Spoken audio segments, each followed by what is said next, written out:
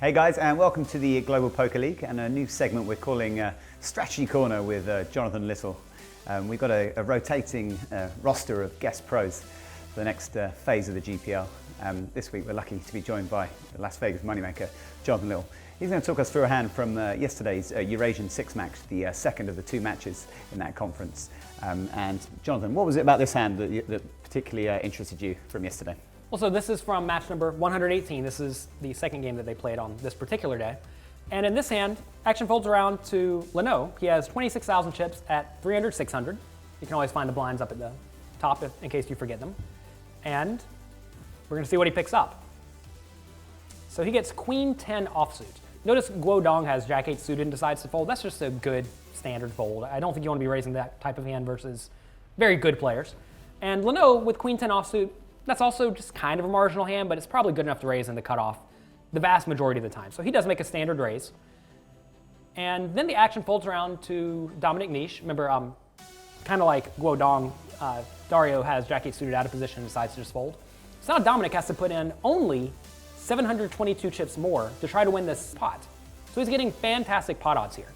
The way you figure out how often he needs to win or realize his equity is you take the 700 and divide it by the total pot, which is, call it 2,800, plus Dominic's call. So 700 divided by roughly 3,300 equals whatever that is, one in 5 times, yeah.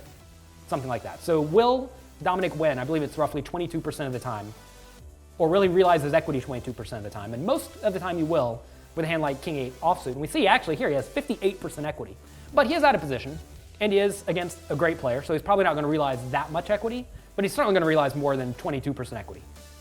So he's going to call and see a flop. And I think that's just a good standard play. And you will see a lot of players defending very wide in the Global Poker League from the big blind, and this is why. They need to win 22% of the time, and it's hard to not win 22% of the time. It's not exactly like that because quite often when you're out of position, the pots you lose are going to be bigger than the pots you win because you're out of position. That's just what happens. But it's still fine to defend very wide. So anyway, Dominic checks the flop, and now Leno is going to make a bet. And when he makes this bet size that he does decide to choose after a bit of thought, all right, he bets 1,100 into the 3,400 chip pot. A third pot then. About a third pot bet. So if you're sitting there at home, you want to ask yourself, if you're in Dominic's shoes, how often does Dominic, or what kind of equity does Dominic need to call in order to profit in the spot? Well, so the way you figure this out is you take the total pot now, remember it's 3,400 plus this, so it's 4,500, plus the amount Dominic's going to be putting in, which is another 1,100. That bring the pot to 5,600.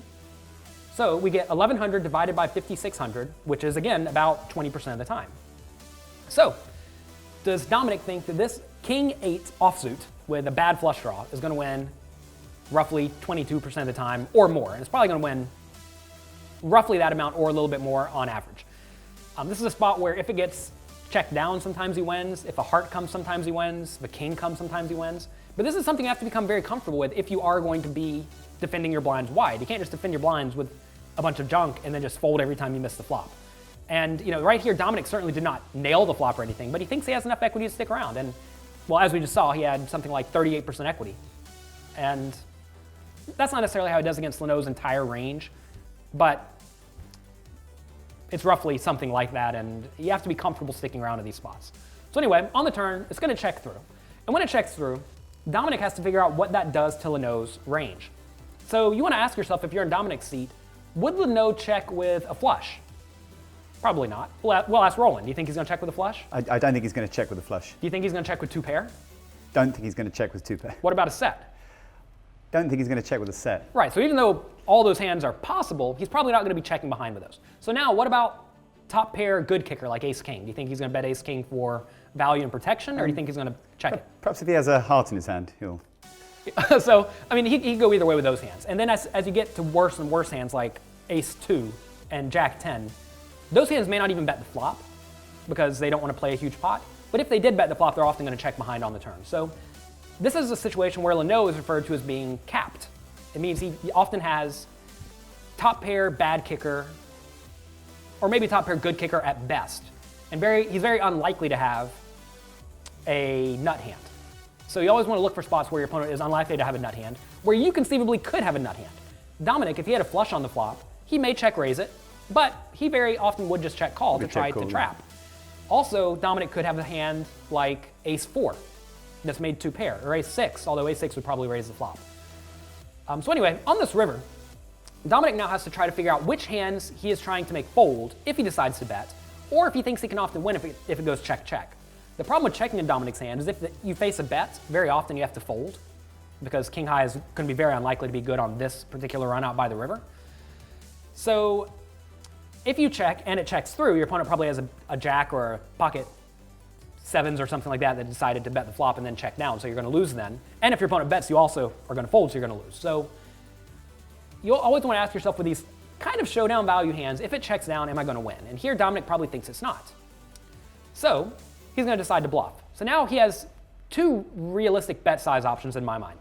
He can either bet very small, like 20% pot, to try to get Leno to fold out stuff like 6-5 that bet the flop, which may not even bet the flop, or may not even raise pre-flop.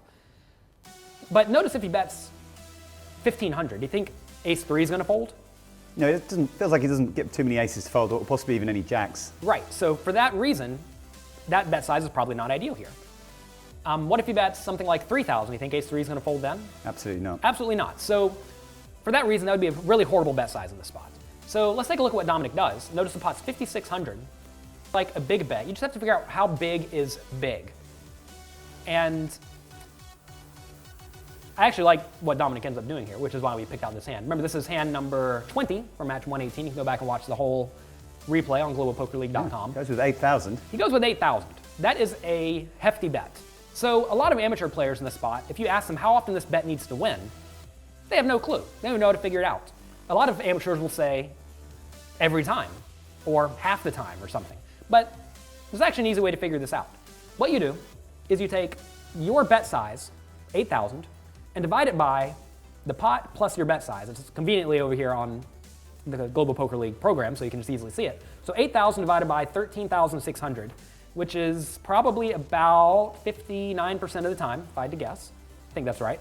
So will this bet make a bad ace or jack fold 59% of the time? And that's the hard question. I would imagine it's somewhat close to that, because here, losing 8,000 chips of Leno's 24,000 is quite detrimental.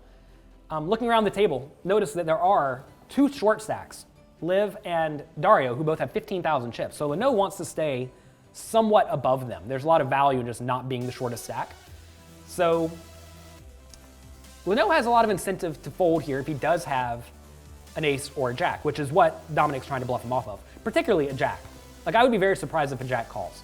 And this is a spot where when you have what's called a range advantage, or when you are uncapped, meaning Dominic could just have 2 pair or a flush, and your opponent is very capped, you can get away with betting a big bet because you're going to have more strong hands in your range than Leno does. And this comes up quite often in No Limit Hold'em, where you have a bluff catcher. So I want to make this clear. Leno has queen high. He does not have a bluff catcher. It would be nice here if we had a good example where Leno had ace 2 or jack 10, where he did have a bluff catcher, but that doesn't happen all the time. Here, Dominic's bluffing with the best hand. But it's important to try to realize which range Dominic is targeting. And he's trying to target the jack, right? He's not trying to make queen high fold because he beats queen high. But so betting here does not give Leno an opportunity to bluff. And I do think it's going to result in a bad ace or a jack folding more than 60% of the time. So for that reason, I like this bluff, and I think it's a well-executed play. Yeah, it was certainly a successful bluff given the hand that Alexandre Leno had.